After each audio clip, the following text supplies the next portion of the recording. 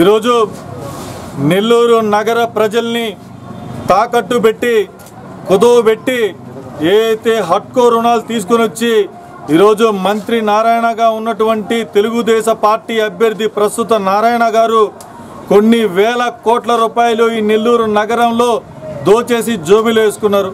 ముఖ్యంగా ప్రధానంగా నారాయణ గారు గత సంవత్సరం రోజుల నుంచి మార్చి 31 లోపల ఒక్క రోడ్డు కూడా వేయకపోతే నాకు ఓటైపోకండి అన్నాడు నారాయణ గారు.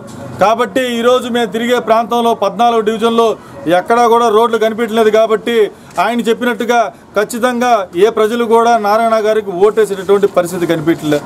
కాబట్టి ఈరోజు నెల్లూరు నగరాన్ని మొత్తాన్ని విధ్వంసం చేసి రోడ్డు మీద రోడ్డు వేసి కల్వర్ట్ల మీద కల్వర్ట్లు కట్టి కాలువల మీద కాలువలు కట్టి ఆ అండర్ గ్రౌండ్ డ్రైనేజ్ అనేది ఇండియా మొత్తం మీద అట్టర్ ఫ్లాప్ సబ్జెక్ట్ని ఈరోజు డబ్బులు సంపాదించుకోవడం కోసమే ఆ పైప్ లైన్లు వేసి ఒక్కసారి ఈ పైప్ లైన్లు ఒకసారి చూడండి. ఇవి అండర్ గ్రౌండ్ డ్రైనేజ్లో వేసినటువంటి పైప్ లైన్లు. ఈ పైప్ లైన్లు ఎన్ని సంవత్సరాలు అంటే కరెక్ట్గా 6 నెలలకి 1 ఇయర్కి ఒక చిన్న డైఫర్ ఇరుక్కున్నా కూడా ఆగిపోతాయి. ఈ క్వాలిటీ ఇది ఎటువంటి క్వాలిటీ అంటే ఈ క్వాలిటీ ఒక వెయిట్ అనేది ఇట్లా పడంగానే పైప్ అనేది ఆ విధంగా ఇరిగిపోద్ది. ఆ పైప్ అనేది ఆ విధంగా ఇరిగిపోయిన తర్వాత డ్రైనేజ్ అనేది ఆటోమేటిక్గా స్ప్లిట్ అవుద్ది. కాబట్టి ఏ పైప్ లైన్లు కూడా అండర్ గ్రౌండ్ డ్రైనేజ్లో ఈరోజు నెల్లూరు నగర నియోజకవర్గంలో ఒక్క పైప్ కూడా కరెక్ట్ లేదు. కాబట్టి వేసిన రోడ్డుని మళ్ళా పగలగొడుతున్నారు, మళ్ళా కొత్త పైపులు వేస్తున్నారు. ఎంత వరస్ట్ చీప్ క్వాలిటీ. ఇది ఒక్కసారి చూడండి, ఇది ఒక్కసారి జూమ్ చేయండి దయచేసి చూడండి. నేను ఊరినే కాలుతో అంటేనే ఈ పైపు ఇలా పగిలిందంటే ఒక లారీ పోతుంటేనే ఒక బస్సు పోతుంటేనే ఏ విధంగా పగిలిపోతుంది. కాబట్టి ఇటువంటి చీప్ క్వాలిటీ పైపులు వేసి అండర్ గ్రౌండ్ డ్రైనేజ్ కింద ఇవి వాడుతూ ఉన్నారు నారాయణ గారు. కాబట్టి ఖచ్చితంగా ప్రజలందరూ మీ యొక్క మోసాలని దగాన్ని చూస్తూ ఉన్నారు.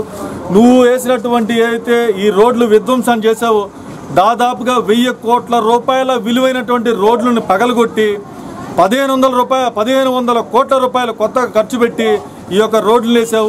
నువ్వు పగలగొట్టిన రోడ్లలో అందరూ కాళ్ళు చేతులు ఇరగొట్టుకొని కొంతమంది ప్రాణాలు బాగొట్టుకొని మళ్ళా నీ హాస్పిటల్లోనే చేరి నీకు మళ్ళీ అక్కడ ఫీజులు కట్టి హాస్పిటల్ ఫీజులు కట్టి నీకు మళ్ళీ నీ దగ్గరే మందులు కొనుక్కొని ఇటు నారాయణ ఇటు ప్రజల్ని ఇటు కాళ్ళు చేతులు ఇరగొడుతుండే, అక్కడ హాస్పిటల్ పోయిన తర్వాత అక్కడ డబ్బులు సంపాదిస్తుండే.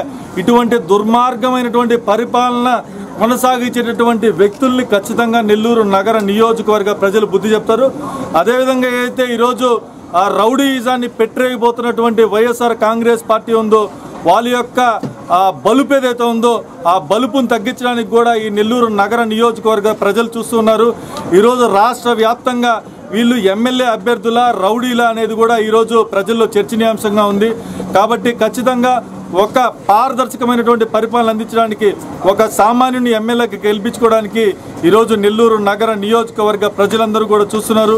కొత్త తరానికి అవకాశం ఇవ్వడానికి కొత్త తర వ్యక్తిని ఎమ్మెల్యేగా చేసుకోవడానికి ఏదైతే ఈరోజు అనేకమైనటువంటి అంశాలని ఈరోజు తీసుకొని వచ్చాం, కరపత్రం రూపంలో ప్రజల్లోకి తీసుకుపోతున్నాం. ఖచ్చితంగా ప్రతి ఒక్క ప్రజానీకం ఆశీర్వదిస్తూ ఉన్నారు, వాళ్ళ ఇంట్లో పెద్ద కొడుకులాగా ఆశీర్వదిస్తున్నారు. ముఖ్యంగా ప్రధానంగా అయితే పవన్ కళ్యాణ్ గారు ఇక్కడే పుట్టడం ఇక్కడే పెరగడం అనేది కూడా మా అదృష్టంగా భావిస్తున్నాం. ప్రతి ఒక్క ప్రజలు కూడా వాళ్ళ అంతా ఆశీర్వదిస్తున్నారు. ఖచ్చితంగా జనసేన పార్టీ గాజు గ్లాస్ గుర్తుగా ఓటేస్తూ ఉన్నారు.